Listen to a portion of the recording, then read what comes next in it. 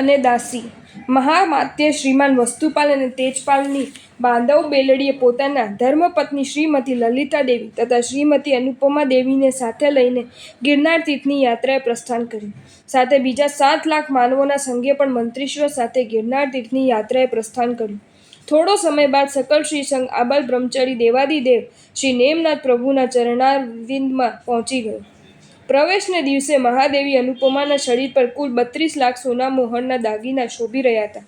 જીન પૂજા કરતાં કરતાં અનુપમાના અંતરમાં પ્રભુ પ્રત્યે એવો ભાવ જાગ્યો કે એકી ઝાટકે શરીરના સર્વ અલંકારો ઉતારી દઈ જલ વડે તેને શુદ્ધ કરી ભગવાનના ખોળે ધરી દીધા. તે જ સમયે 1 કરોડ પુષ્પોથી પરમાત્માની પૂજા કરીને બહાર નીકળેલા શ્રીમાન તેજપાલે આવી ભક્તિથી ખુશ થઈ 32 લાખ સોના મોહર ખર્ચીને અનુપમાને બધા જ અલંકારો નવા ઘડાવી આપવાનું વચન આપ્યું. ટૂંક સમયમાં સર્વ અલંકારો ઘડાવી આપ્યા. સાવ નિરાલંકાર બનેલા અનુપમા પુનઃ સાલંકાર બનીને શોભવા લાગ્યા. ગિરનારની યાત્રા પૂર્ણ કરીને સૌ યુગાદિદેવ ભગવાન શ્રી આદિનાથના દર્શન કરવા શત્રુંજય તરફ ચાલી નીકળ્યા. ગ્રામાનુગ્રામ પાદવિહાર કરતા એક દિવસે સૌ પાલિતના નગરમાં આવી પહોંચ્યા. પ્રભાતે ગિરિરાજ પર આરોહણ કર્યું. સૌએ સ્નાન કરીને પૂજન દ્રવ્યોના થાળ હાથમાં લીધા. સૌ રંગમંડપમાં આવી પહોંચ્યા. જ્યારે પૂજાના સમય થયો ત્યારે મહાદેવી અનુપમાનું અંતર ઝાલ્યું રહી ન શક્યું. પ્રભુ, ઓ પ્રભુ, નાથ, ઓ નાથ, કહે તો ખરો કે તારાથી આ દુનિયામાં શું વધારે છે? મારા વાલા, તું જ મારા માટે સર્વસ્વ છે. મારું જે કાંઈ છે તે તારું જ છે. અનુપમા આવું કશુંક બોલતા ગયા અને ધડાધડ ગળાના હાર, સોનાની ચૈનો, લોકેટો, એરિંગો, બંગડીઓ, સોનાના પાટલા, કડા, કુંડળ, છડા, અછોડા અને સોનાની કટી મેખલા ઉતારવા લાગ્યા. ક્ષણવારમાં 32 લાખ સોના મોહરના એ નવા દાગીના પણ પ્રભુના ચરણોમાં સમર્પિત કરી દીધા. સગી દેરાણીનો આ ભક્તિભાવ જોઈને પેલી જેઠાણી લલિતા દેવીનું દિલ પણ દ્રવી ઉઠ્યું અને એણે પણ દાગીના ઉતારવા માંડ્યા. જોતજોતારમાં તેણીએ પણ 32 લાખ સોના મોહરના દાગીના પ્રભુ ચરણે સમર્પિત કર્યા.